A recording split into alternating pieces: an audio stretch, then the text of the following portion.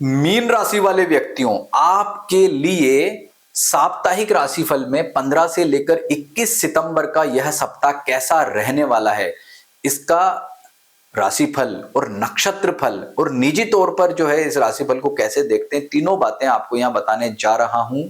तो पूरा वीडियो आपको जरूर जरूर देखना है।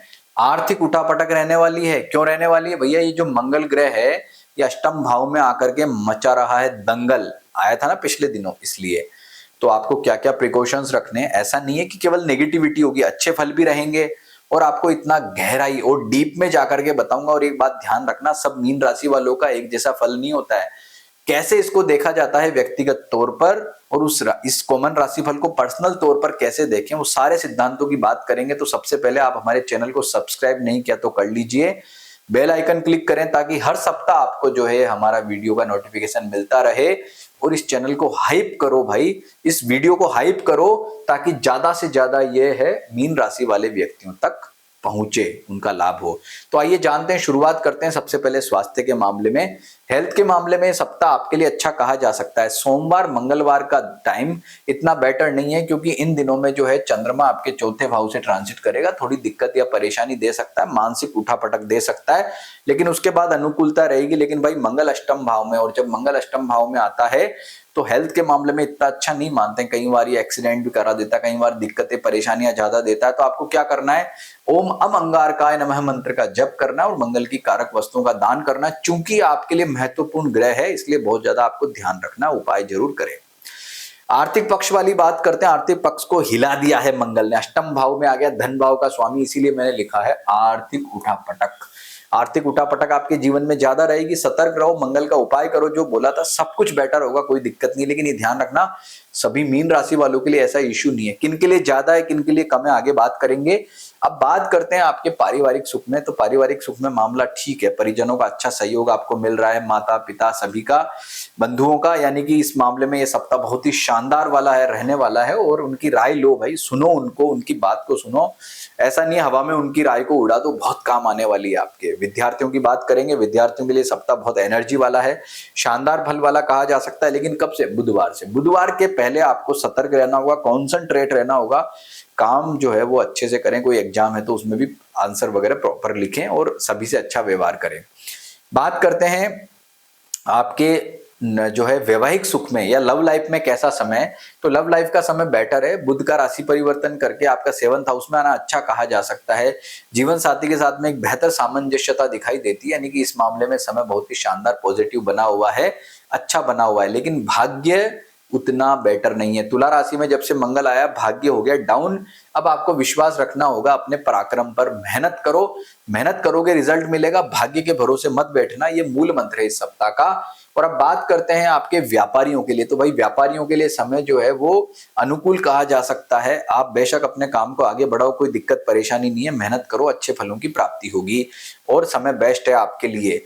लेकिन आर्थिक निर्णय बहुत ही सोच समझ करके लेने होंगे। अब बात करते हैं नौकरी पैसा वालों के लिए। तो नौकरी पैसा वालों के लिए समय जो है वो ठीक ठाक कहा जा सकता है। 15 और 16 सितंबर ये 2 दिन आपको सावधान रहना होगा। इसके बाद समय आपका धीरे धीरे पॉजिटिव आएगा, अच्छा आएगा, यानी उसके बाद समय पॉजिटिव कह सकते हैं। उपाय के तौर पे मैं कहूंगा तो आपको ओम नमो भगवते वासुदेवाय मंत्र का जप, ओम ब्रीम बृहस्पति नमः मंत्र का जप नौकरी पैसा वालों को करना चाहिए। अधिकारियों सहकर्मियों से रिलेशन तो अच्छा रहेगा, लेकिन जितनी आशाएं आप लगा रहे हो ना उतने अच्छे फल आपको नहीं मिल पाएंगे। तो ये फल मैंने आपको क्या बताया? ये बताया मैंने आपको सामान्य फल। और राहु का ओम राम रावे नमः मंत्र का जप, हनुमान जी की पूजा जैसे उपाय अनवरत रूप से करें। अब ये तो मैंने आपको राशिफल बताया। अब मैं आपको बताता हूं नक्षत्र फल, यानी कि आपका जो जन्म नक्षत्र है उसके आधार पर फल कैसा रहेगा। तो जिनका जन्म पूर्वा भाद्रपद के लास्ट चरण में, उत्तरा भाद्रपद रेवती में होता है, उनकी क्या होती है भाई? मीन राशि होती है उनकी, ठीक है। अब मीन राशि में अगर आपका पूर्वा भाद्रपद नक्षत्र है तो पूर्वा भाद्रपद में से राहु का ट्रांजिट बहुत नेगेटिव रहेगा आपके लिए। राहु जो है आपका वर्तमान में 12वें घर में दिक्कत दे रहा है, यानी कि आपको मानसिक चिंता इशू ज्यादा रहेगा क्योंकि राहु आपकी खुद के नक्षत्र में। तो ओम राम रावे नमः मंत्र का जप करना आपके लिए बेहतर रहेगा। फिर हम देखते हैं कि पुनर्वसु आपका कर्म नक्षत्र, विशाखा भाग्य नक्षत्र है। तो आपके पुनर्वसु नक्षत्र में से जो है गुरु का ट्रांजिट बहुत ही बेस्ट फल वाला कहा जा सकता है। तो जो नेगेटिविटी आपको राहु दे रहा है उससे कई गुना आपको पॉजिटिविटी गुरु देगा, और मान के चलना बहुत ही शानदार फल हो गए उसके, यानी गुरु आपको अच्छे फल प्रदान कर रहा है। तो भाई कभी खुशी कभी गम, लेकिन खुशी ज्यादा गम कम, ऐसा फल जो है पूर्व भाद्रपद वालों को मिलेगा। अब बात करते हैं उत्तरा भाद्रपद वालों की। तो उत्तरा भाद्रपद नक्षत्र में किसका ट्रांजिट है आप चेक कर लो, ये शनि का ट्रांजिट यहाँ पर चल रहा है। और शनि का ट्रांजिट इतना अच्छा नहीं मानते हैं, नेगेटिव होता है, दिक्कत परेशानी वाला होता है। तो आपको क्या करना है, ओम शम शनिश्चराय नमः मंत्र का जप, हनुमान जी की पूजा करो और शनि से संबंधित आप सावधानी रखो। लाभ संबंधित कार्य दिक्कत देंगे, मानसिक परेशानियां रहेगी। अब आपका कर्म नक्षत्र पुष्य और आपका भाग्य नक्षत्र अनुराधा है। तो पुष्य में किसी ग्रह का यहाँ पर ट्रांजिट नहीं है और अनुराधा में भी नहीं है। अब बात करते हैं रेवती नक्षत्र की। तो रेवती नक्षत्र वालों का देखिए, रेवती नक्षत्र में कोई ग्रह का ट्रांजिट नहीं है। अश्लेषा में भी आप देखेंगे तो कोई ग्रह यहाँ ट्रांजिट नहीं कर रहा, और ज्येष्ठा में भी किसी ग्रह का ट्रांजिट नहीं है।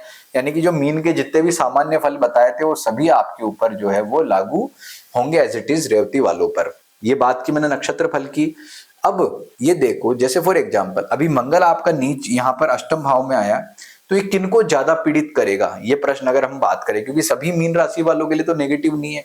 तो आप गौर करें, इसके लिए अपना लग्न देखें कि किनका मंगल कारक है और किनका अकारक है। जिनका कारक है उनको ज्यादा दिक्कत नहीं देगा। अब कारक ग्रह किन किन का होता है मंगल, मेष, कर्क, सिंह, वृश्चिक, धनु और मीन।